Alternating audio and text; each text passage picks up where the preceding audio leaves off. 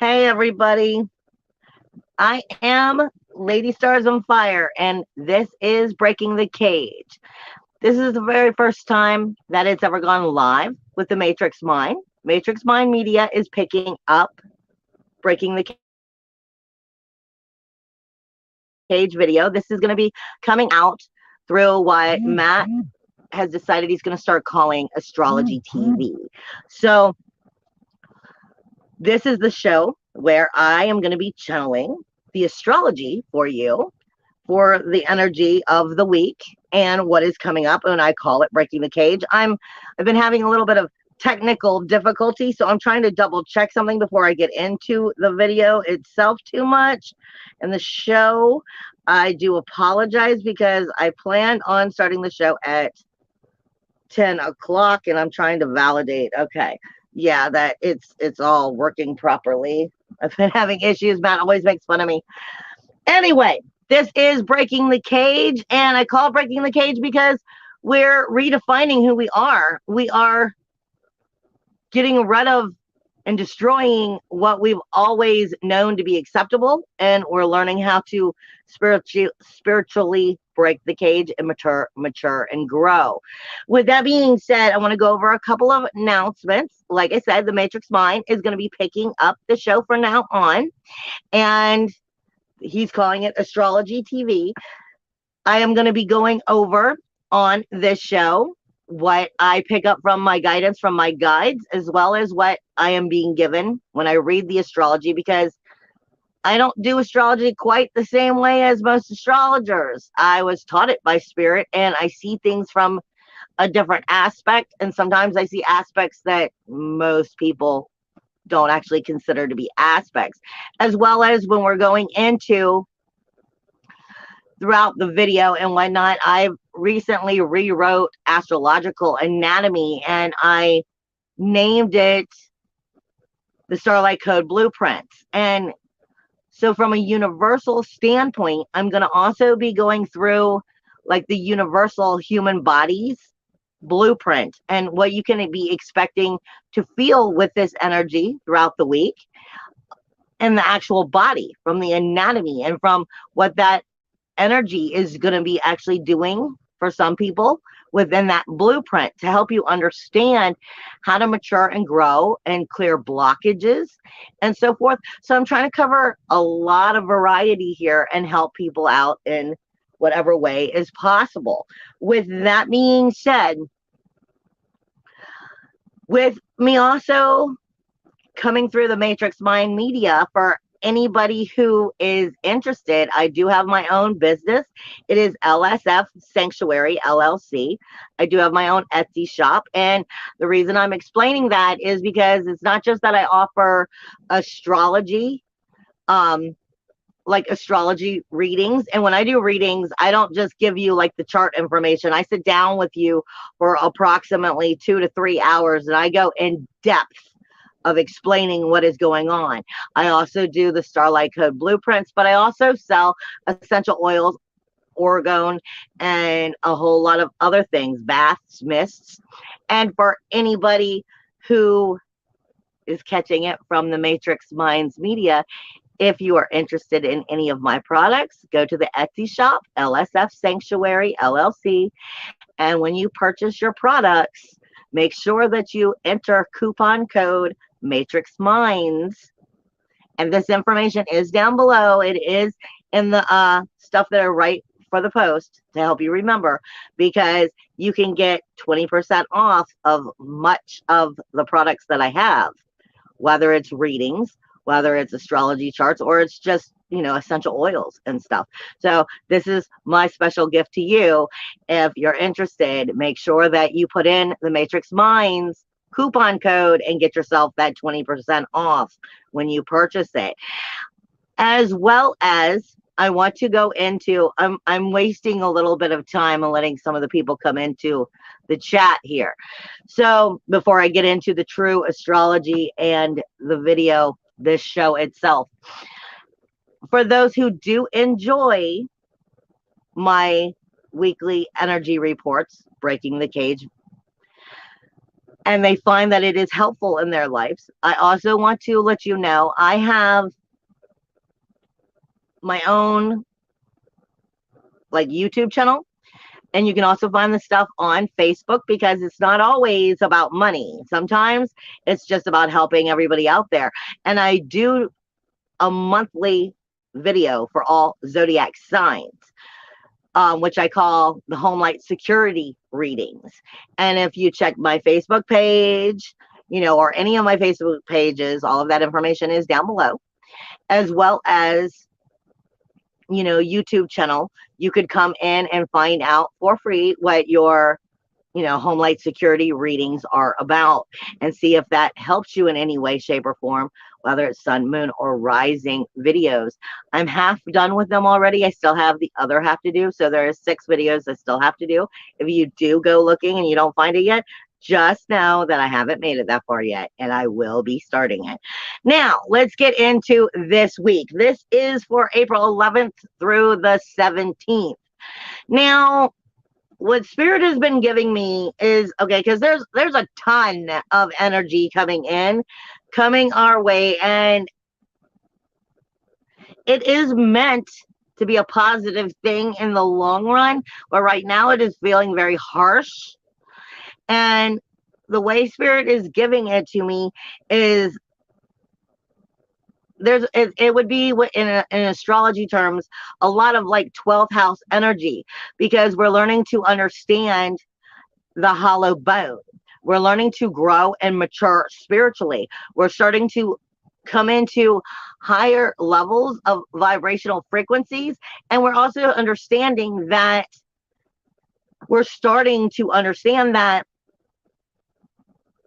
your 4 equals your 1. Your emotional, your mental, your spiritual, and your physical. So mindfully, you may be on a higher vibrational frequency. Mindfully, you may be thinking from that higher dimensional energy, but that doesn't mean that your body has caught up with it yet. And we're learning how to clear out a lot of the funky junk that is still in our systems that actually tie us to a lower vibrational frequency. And with that being said, there is a lot of 12th house energy that is coming in. And as I get into explaining the astrology, it'll make more sense. But the 12th house is very hard to understand. It deals with our subconscious mind. It deals with our grief, sorrow, shame, blame, and insecurities. And what we hold on to, I like to call that vampire syndrome. And we're learning how to address our inner blindness, where we've been in denial, where we know that we're worthy, but our body hasn't fully caught up to it, and we haven't fully understood what this vibrational frequency and shifting changes, because we have so much lower vibrational frequencies still in the vibrational body itself, in the vessel. And this is where I said it's part of, from a shamanistic point of view, it's considered the hollow bone, because our hollow bone is, we have to learn to understand, perceive, cipher the energies that we are feeling, instead of just take the first hunch. And we have to learn to be able to feel it, allow it to flow through us, so that we can understand what it is from a deeper, broader perspective. Because ultimately, all of you guys are empaths. All of you guys have energy. All of you guys have power. But until you learn to come into that, and you learn how to, truthfully handle your energy, shield it, protect it, then that empath energy could actually kind of cause damage. And then when we get into the grief, sorrow, shame, blame, and insecurities that we hold on to, that vampire syndrome, I like to call it, we hold on to, these negative energies, these negative thoughts, these negative programmings, and it's become comfortable that we don't know how to spiritually evolve. We're comfortable in the uncomfortable. And I say a lot of times that as we're learning to become higher vibrational, we're learning where society has taught us, life is that way. The law is that way. The society is that way. You just have to take it that way. No, you don't. But we've been taught that for so long that when we start actually seeking what we deserve, what we start seeking the value of what we are, it feels foreign to us. So ultimately, we're going through a level of where they say you're being weighed and measured. But it's not less necessarily being weighed and measured by anybody but your own higher self. Your higher self knows when you're still in that inner blindness. Your higher self knows when it is accepting what's convenient instead of what it deserves. And we're working through a lot of these lower vibrational energies that are coming in as we start to move forward. Now, before I get into the astrology, I'm going to get into some of that blueprint energy, because I want you to understand what I'm talking about, so that when I get into what the actual astrology and the energy is talking about for you and how to address it, or maybe see it when it's showing itself in your life, and how to understand it better. First, I want you to understand what it's doing to your body, so that you can understand how important it is for you to understand your 4 equal your 1. Your emotional, your mental, your spiritual, and your physical. And when one is out of whack, then they're all out of whack. It can't just be from a mindful state of mind, or from the heart space. All of this is the vessel, and if the vessel can't keep up with that vibration, it has funky junk to clean out, then we're going to have a harder problem getting us to that next level. Taurus energy. You have had Mercury just today or yesterday, just moved into Taurus, okay? But Mercury is traveling over in the body itself. It is traveling over the throat area and the vocal cords. All of these energies are going over fixed stars, which are adding extra emphasis to the energy of that planet. So your communication is literally all up in the throat and the vocal cords. So let me help you to understand what this is meaning from a blueprint point of view. When you have fear speaking with authority, you tend to get choked up. This is because there's blockages here of coming into your power that you have to overcome. That is healing, that the body is not 100% ready to vibrate at. So we're looking at what this communication is doing to our vocal cords, the ability to be able to speak with authority, to speak with our inner power, our inner soul, our inner connection. And are we having problems with it? Are we getting choked up? Are we, not able to speak it because there's blockages here? These are things that you are going to be acknowledging throughout the week if you are having problems with that level of authority. Uranus is your independence, your individuality, your uniqueness, your freedom. Right now, it is sitting on the neck nerves. So when something is feeling like it's jeopardizing your independence, your individuality, your freedom, the lymph nodes in your neck might be swelling. You might be getting that sore neck in general. Like I said, this is all part of how the planet is speaking to you directly within your actual body.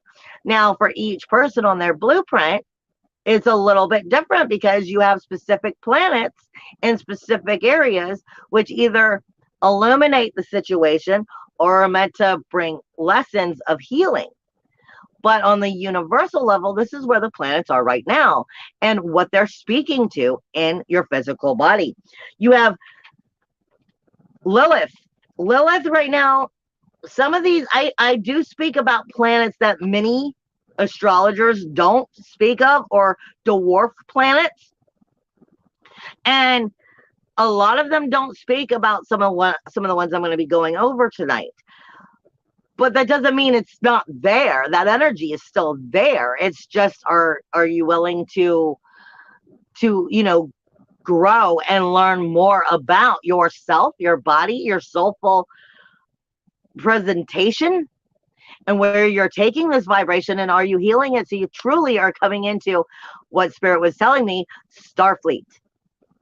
Starfleet, people, we are learning to truly come back to our soul selves.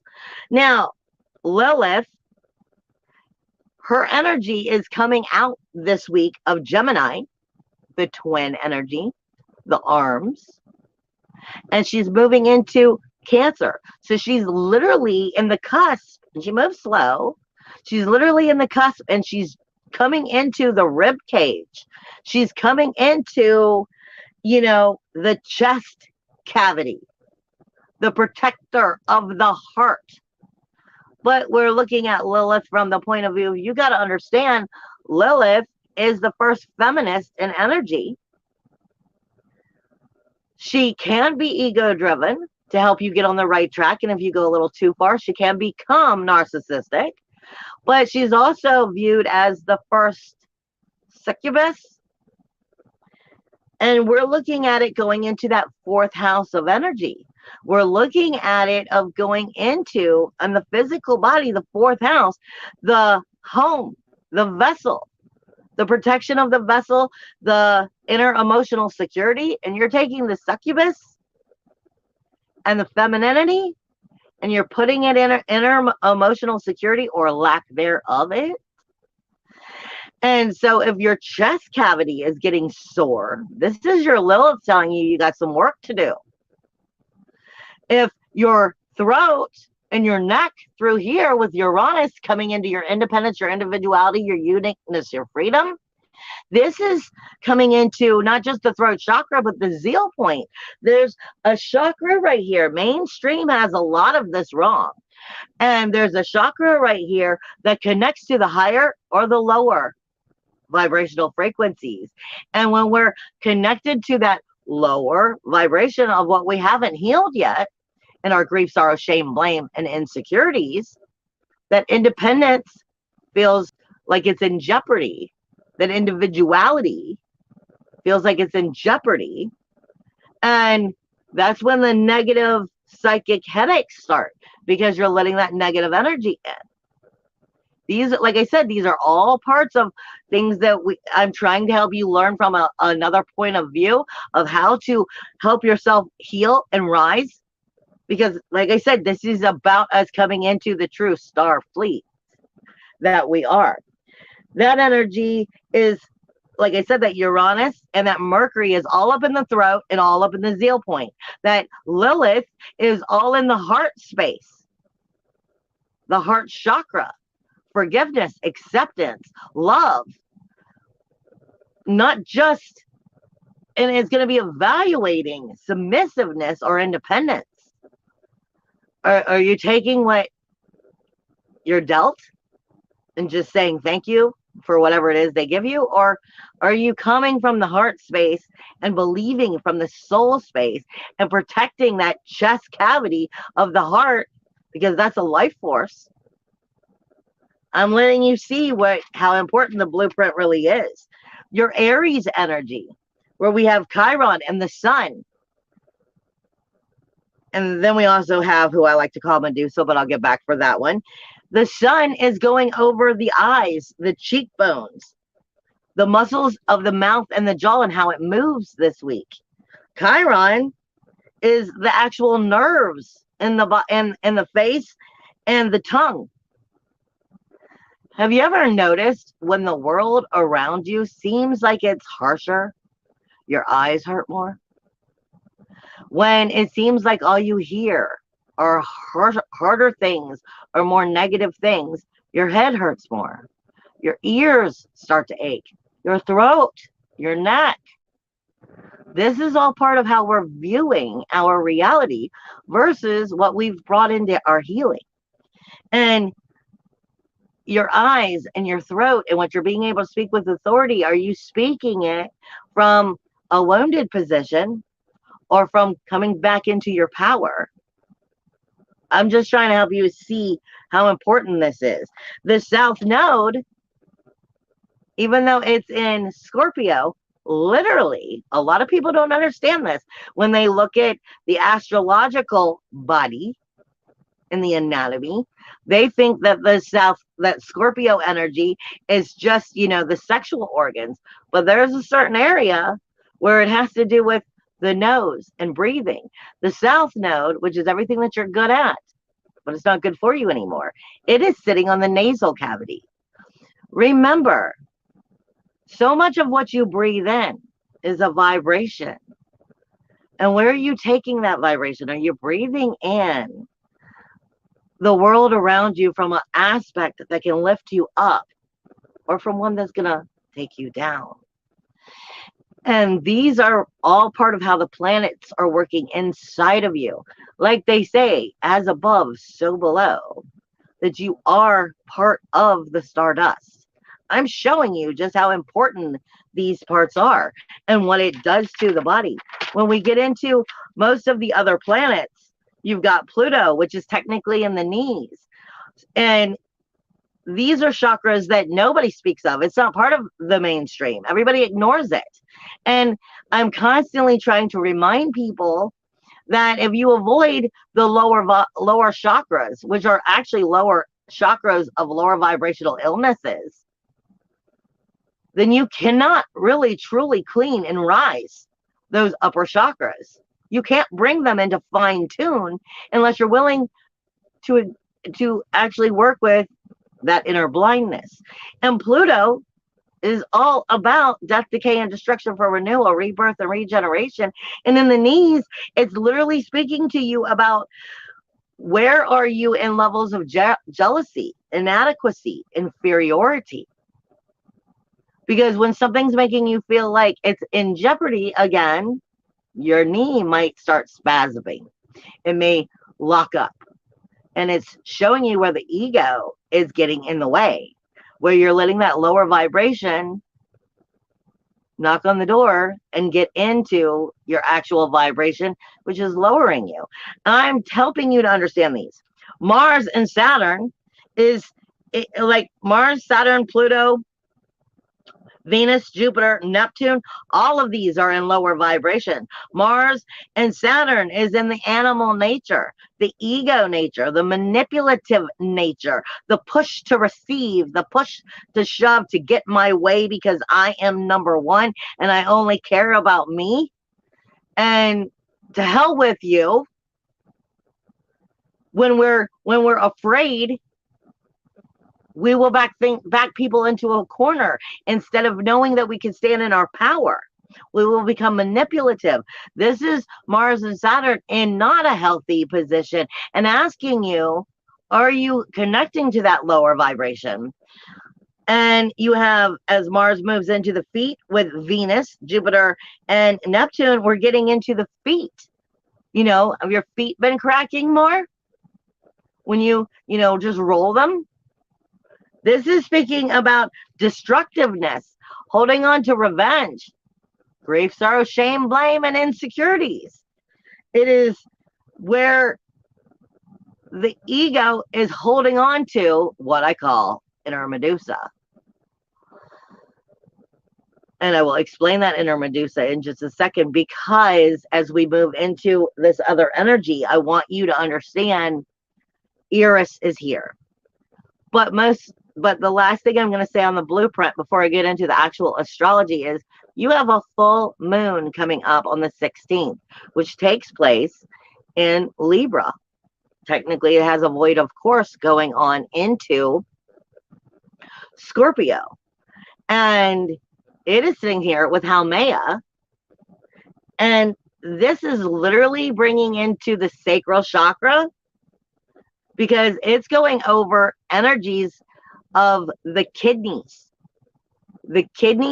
and the bladder itself. So if the kidneys are having a problem and the bladder itself of flushing out that negative energy, then this is showing you, especially in your relationship zone and your rules, walls, and boundaries, where you're actually not doing yourself any favors, where you're not loving yourself properly, because the body has a way of showing you through stress when it's connected to these different pieces of anatomy.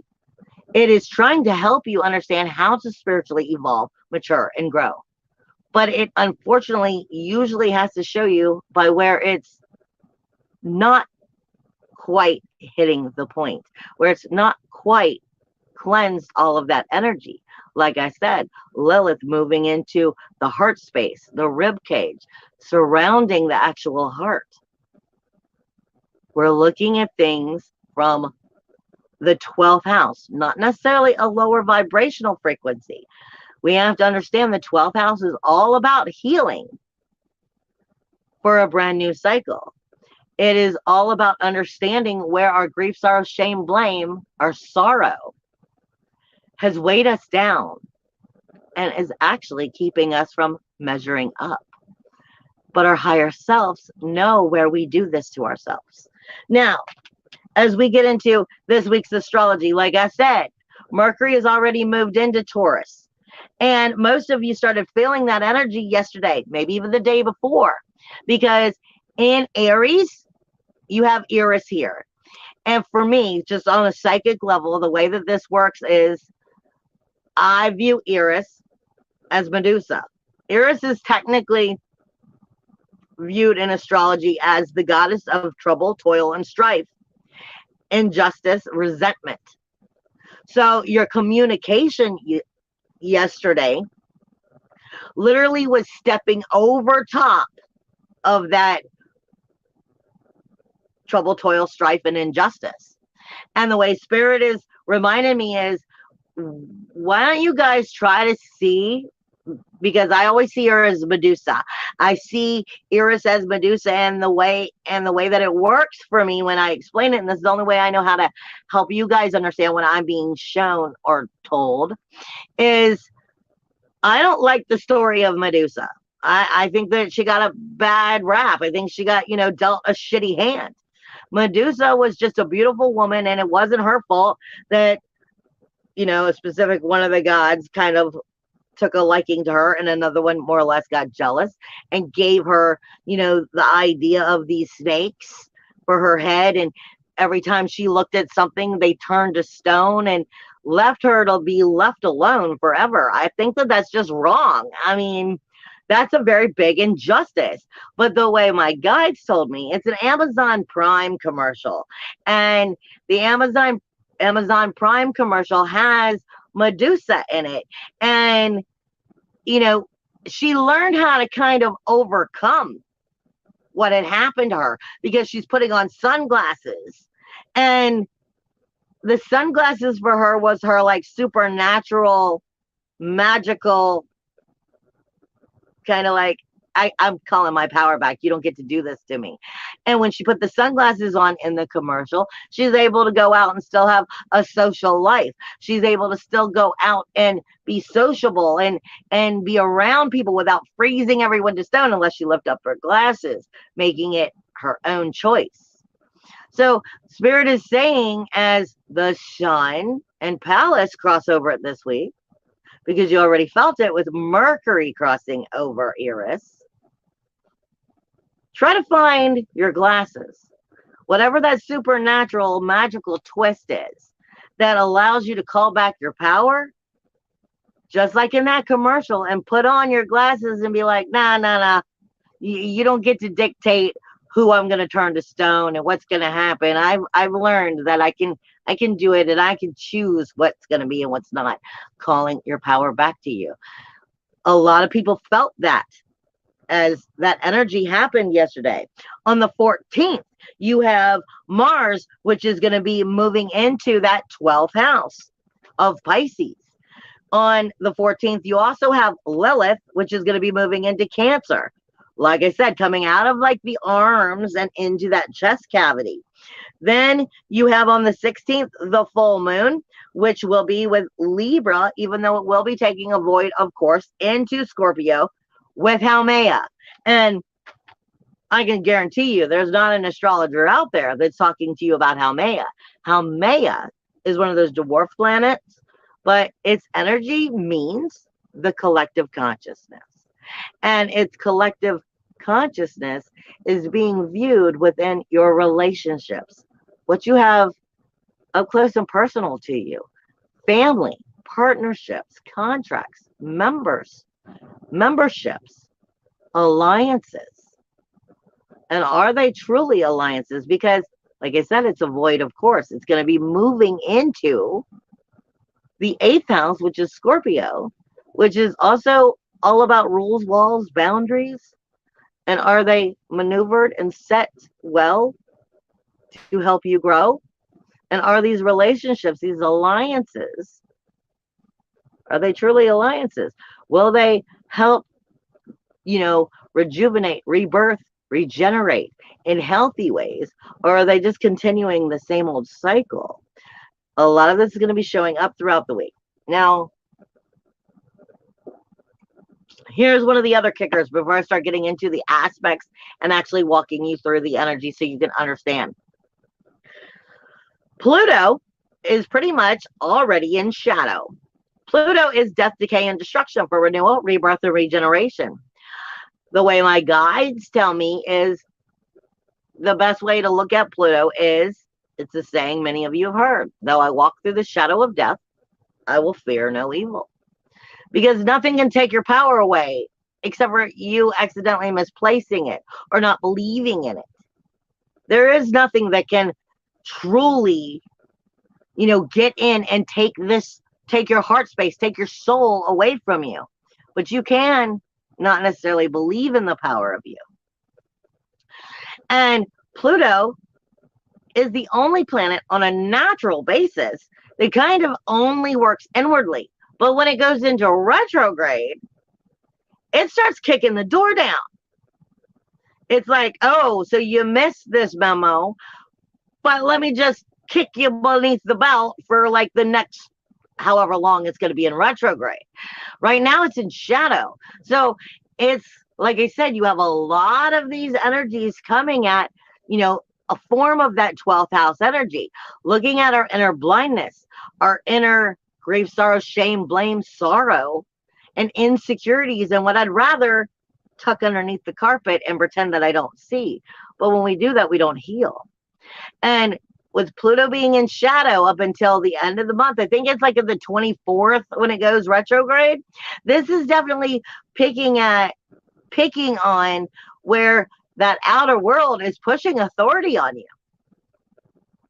And where it's dictating to you that it has power and you don't.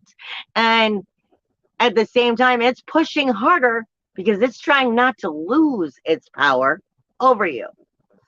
All right. I'm just giving you a little idea of where that is going. Now, as I go through the week itself, let me turn my notes here. We have Eris, like I said, I always see as Medusa. And as we are walking through these energies, the sun is going to actually move into Taurus on the 19th. So we're at the very end of Aries energy. And as it trips and walks itself over Eris, Medusa, as Pallas, Athena, the warrior goddess, her wisdom and her strategic thinking comes over this Aries energy of Eris, which is also first house, a first place to begin. It's speaking to your inner alpha. And are you an alpha, or are you losing their alpha status? Are you possessing the power of you, or are you accidentally holding on to that idea of that Medusa? Are you coming into this energy holding on to that resentment, trouble, toil, and strife? Are we viewing it from the lower perspective? Is the sun illuminating it from a lower perspective, looking at our view of life, looking at what we see, what we hear, what we feel? And this is, like I said, why in some of the body, it might be that your eyes are hurting, or your ears are hurting, or your throat is hurting. Are we coming from the lower perspective of where Medusa hadn't figured out how to get her sunglasses yet, how to make that help her call her power back to you? Is the sun coming to be crossing over? Is wisdom crossing over the lower vibration of trouble, toil, strife, and resentment. I'd rather hold on to my vampire syndrome. I'd rather suck the blood, the life right out of this nothingness left because I'm so used to this. This is what's familiar to me instead of rising above it, finding our sunglasses, finding our super magical power, lifting above it, and going, you know what? You don't get to dictate to me. Yeah, I might have got dealt a dirty hand, but you know what? I have the power to change it. And that's what I'm going to start doing. So are we illuminating what has to be healed? Or are we vibing with what has to be healed? Are we settling? Or are we growing? And you're feeling this energy very powerfully coming in, even though it's the first house of our character, our identification, our how we view life and how we are viewed. But that Medusa, Eris energy kind of ties it into that 12th house energy of grief, sorrow, shame, blame, sorrow, insecurities. What are you holding on to? Settling or growing? Chiron is the wounded healer. Chiron is also in Aries, but it's not close to these other energies. It's not getting along with Mars. It's not getting along with Uranus. Chiron's the wounded healer going, I just trying to point out what has to happen for us to grow, mature, spiritually evolve. But that Mars energy, as it enters that 12th house, you have to understand, Mars is a warrior. He's fire, he's passion, he's action, he's aggression. This is, are you looking at self-assertive energy? Are you looking at self-motivated energy? Are you looking at action-oriented energy? Mars, as he's leaving Aquarius and he's going into Pisces, he's entering a water area. It's kind of like your inner warrior is like, I'm not able to actually do anything. I'm stuck in this 3-day freaking meeting. Bringing us right back to that Lilith energy, putting a submissive feel on it. Will you take what you're given? Will you be thankful for accepting, settling? Or are you going to grow? It's not going to be easy this week. It is definitely asking you to dig deep inside of you and find that light and bring it up and start to measure up because your higher self knows it's in there. You have that Chiron, which is, like I said, it's not getting along with Uranus either. Coming into your power, possessing the power of you, your independence, your individuality, your uniqueness, your freedom. Your manifestation, this is where your manifestation grows. The second house, where Uranus is on a universal level, your manifestation, your law of attraction starts with how you feel about yourself. And if you don't feel in the authority, in the power, in your soulful energy, if you don't feel liberated, if you don't feel like, yeah, I'm the shit, I feel pretty good about me, then how are you going to manifest that feeling good about you? This is all, like I said, some really deep-seated healing that is coming in, and Pluto is going to be kicking beneath the belt of the shadow, grief, sorrow, shame, blame, insecurities for death, for birth, death, and renewal. Going back to the sun again, as it's crossing over Eris, it's not getting along with Venus, meaning it's going to be extra sensitive, stepping into that 12th house, stepping into all of that insecurity, all of that subconscious mind, hidden blindness, or self-undoing, grief, sorrow, shame, blame, insecurities, where we lie to ourselves, where our skeletons in the closet have skeletons in the closet.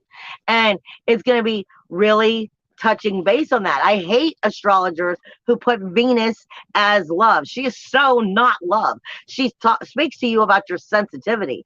She's telling you why it's good for you, why you want more of it, why you enjoy it, because it feels good, as well as she's telling you when it's bad, when it's foul, when it's hard, when it's resentful, when it's hurt you, and why you don't want to have it around anymore. Venus is what straightens that out. When you put your hand in an oven cooking cookies at 365 degrees without an oven mitt and you burn your hand, that's Venus going, haven't I taught you not to do this to us yet? Sensitivity. Your sun is illuminating all your inner trouble, toil, strife, and injustice. And are you holding on to that like a vampire syndrome? Are you very sensitive and it's illuminating it into a negative way for you? Or is it showing you what you need to rise above, heal, and then start to move into your next energy? The sun is also not getting along with Pluto, that outer world. Pluto is in the 10th house of Capricorn on a universal level. It is speaking to you of the outer authority, your honor, your reputation, but it's also your careers, your social foundation of the outer world, how your money is made. It's the outer authority. And is it dictating to you how your life will be? Or are you dictating to it what you want to create from this outer world, what you will bring into your life, or what you will accept? Again, will you settle? Will you settle for what has always been, or are you ready to strive for something new? The sun is illuminating again if you're holding on to that resentment, that trouble, toil, and strife. And are you going to point out at it, or are you going to rise above it and change the world and make it work for you? The sun's also not, the sun will be getting along great with Mercury, but Mercury is coming into the power of the possession of who and what you are. It's coming into the power of that Taurus energy. Independence, individuality, uniqueness, freedom is saying, I'm here for you to speak up. You might get a little shaky, but that's okay. Mercury doesn't necessarily care if it's positive or negative. It's just communication. And in the second house, it's trying to help you work your vibrational frequency of law of attraction into what you can bring to you. But how are you communicating it? Are you communicating it because it just crossed over Eris? Are you communicating it with that trouble, toil, and strife? Are you still holding on to the past? Or are you communicating it from a higher vibrational frequency, but with authority? It's like they say, when you aren't afraid, when you're not afraid, when you don't have fear, you know your power, you know how to stand your ground, but you also don't have to be an asshole. You also don't have to be manipulative. You also don't have to be threatening. You know how to stand your ground, and they can like it or not. How is your communication coming out? It's going to be creating your manifestation. When we get into, I'm sorry, I got to go back to Chiron for a second. This is also part of that first house, how we're viewing the world around us, how we're taking it into our perception. Chiron is also speaking very unpredictable. It's neutral energy, but very unpredictable, meaning it can go anywhere according to how you're emotionally feeling. Pluto, death, decay, and destruction for renewal, rebirth, and regeneration. So this is saying, I'm here to give you the power to stand up, to find the sacredness in yourself, to bring the healing back, to find those supernatural sunglasses of Medusa, and be like, now I call my power back to me. I am going to start setting the outer world the way I desire it to be. I'm not going to let you tell me that your dreams, your ambitions, your goals are more important than mine. I value me. So this is what I need for me. I'm not trying to take away what you need for you, but this is what I need for me. This is ultimately what this power is doing if you're doing it in the right way. Otherwise, it's becoming like like I said, very unpredictable neutral energy. If you're not standing in your power, that's going to become very aggressive, very like, like an animal in a cage trying to attack because it's feeling in jeopardy. It's feeling fear. It's feeling threatened. There's a very big difference in power on how someone acts when they're feeling threatened and feeling in fear versus feeling in their power. And that neutral energy is so unpredictable, it can be very unshakable right now, depending on where you're taking it. Pluto itself in that 10th house is getting along great with the South Node. The South Node is everything that you're good at, but it's not good for you. There's no rebirth here. Where are you settling? Where are you going? Yeah, okay, I can do that a little bit later. Yeah, it's not really as important as it should be. I don't really need to shift those rules, walls, and boundaries. I'm willing to follow your rules. The South Node is everything that you're good at, but it's not good for you. So where are you just doing what you're told? Where are you abiding by what the rules are and just saying, okay, I'll follow them? Pluto in that outer world is telling you, I'm here to either dictate to you as I walk through the shadow of death. There is no evil for you to fear because you can have the power. Or, yeah, I fear it, so I'll do what you say. It is sextiling Jupiter and Neptune in the 12th house. Grief, sorrow, shame, blame, insecurities. If you're bringing yourself the healing, if you're getting deep and raw with it, this is creating a brand new cycle, a brand new life, a brand new health.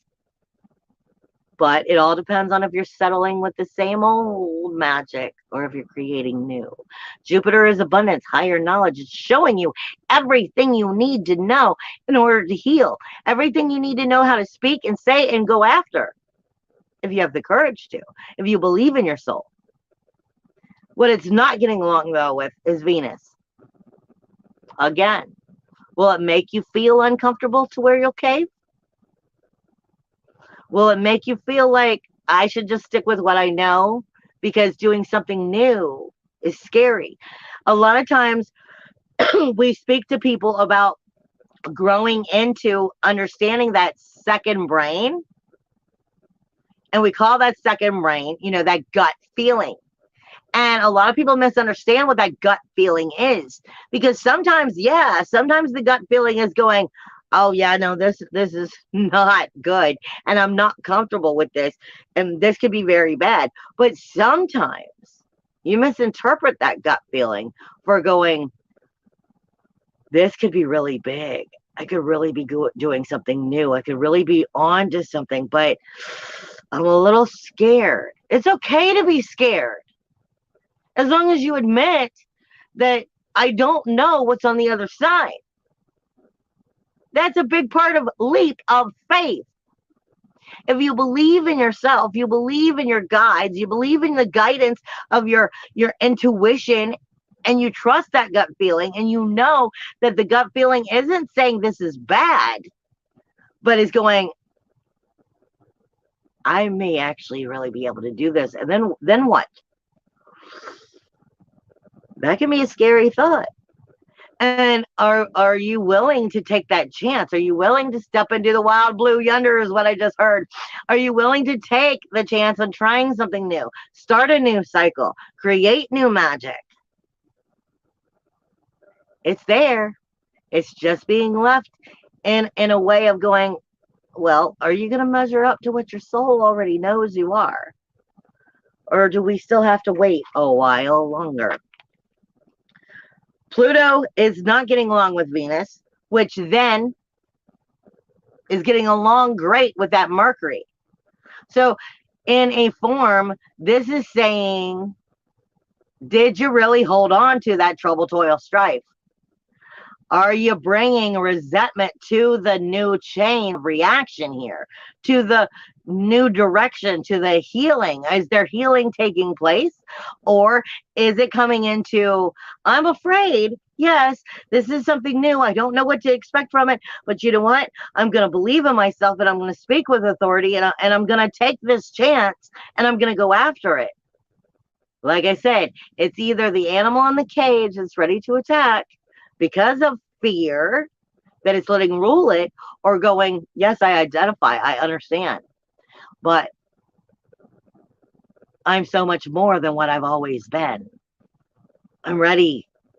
I'm ready to be part of that Starfleet. I'm ready to take part of this energy. Understand, people, I am not one of those light workers who are all about happy kumbaya shit. I'm just not. True healing is ugly. True healing is dirty. You have to get to heal through the hollow bone. You have to get to all of your inner darknesses, understand it, clean it, accept that that's part of what you've been, because it helps you to understand how to grow. And if you only look at the hippy dippy trippy kumbaya yay, you're missing the point. You have to do the work if you want to actually get that vibrational frequency, if you want to rise, if you're going to be part of Starfleet. Lilith here, like I said, Lilith is originally, the idea I'm being given is look at the original succubus. Now put her in that fourth house, because that's where she's going in a couple of days.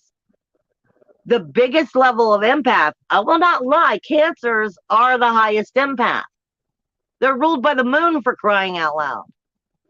They're ruled by the moon. It is completely in their heart and soul. It's in their vibration. It's in their DNA. It's in the waters of who and what they are, because the moon is also like a water energy. They feel it more than they understand how to react and deal with it. And that is always a problem for many empaths, because they don't know how to actually make it work for them. They're just suffering because they pick it up.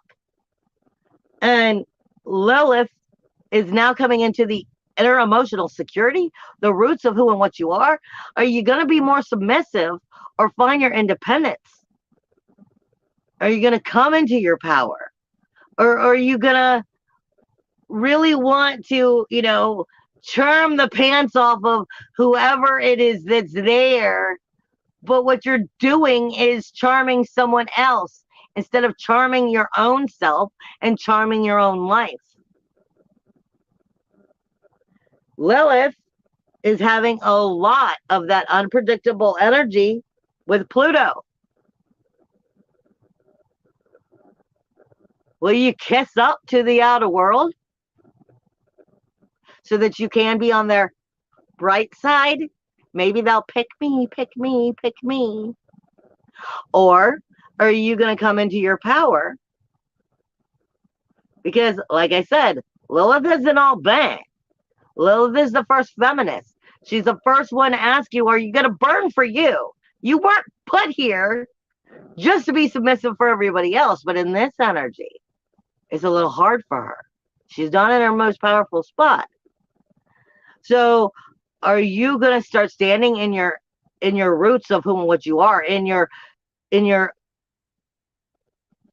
authentic self, in your source energy, in your spiritual fire? Are you going to realize where inner emotional security is in jeopardy, where you haven't healed things, by acknowledging what needs to heal so that you can then call back your inner emotional security? Put those sunglasses on like Medusa, take back your power, and then show the outer world, this is the way we're going to start making this world. Pretty much one of the two. Lilith is not getting along with Jupiter or Neptune, meaning very submissive again. I'm used to how the world is. I'll just take it. Or will you come into that power and go, no, magic is Neptune. Neptune has the ability to create any and everything. It is where fantasy meets harsh reality. It is where illusion and delusion come together. It is the ability to create anything from the soul fire.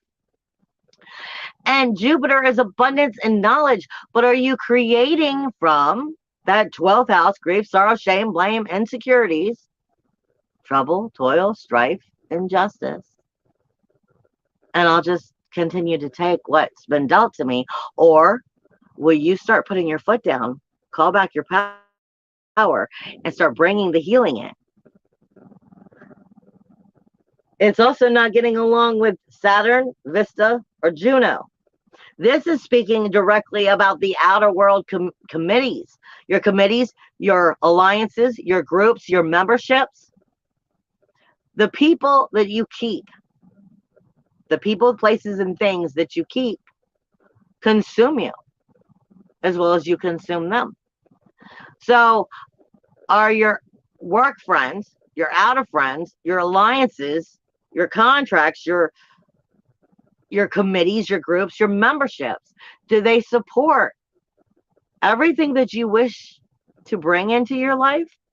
Do they support you coming into your authentic self? Do they support you coming into your dreams, your goals, your ambitions, and having the courage to go after them and bring them into fruition? Or are they just kind of manipulating you enough to get you to do what they want to do to keep you in line? Like I said, this is not the week to be submissive. This is the week to be not destructive either. This is the week for self-discovery, for self-illumination, for calling back your power, for then going into self-assertiveness.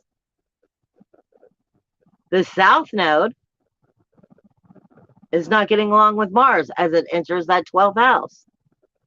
It's,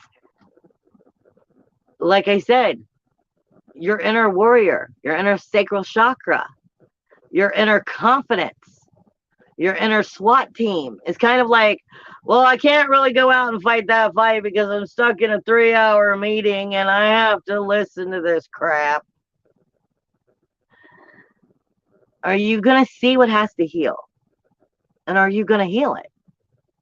Or are you just going to dig another closet for your skeletons to hang their skeletons in another closet behind a brick wall that you can ignore, although it's always right there in your face, but I'd rather not see it.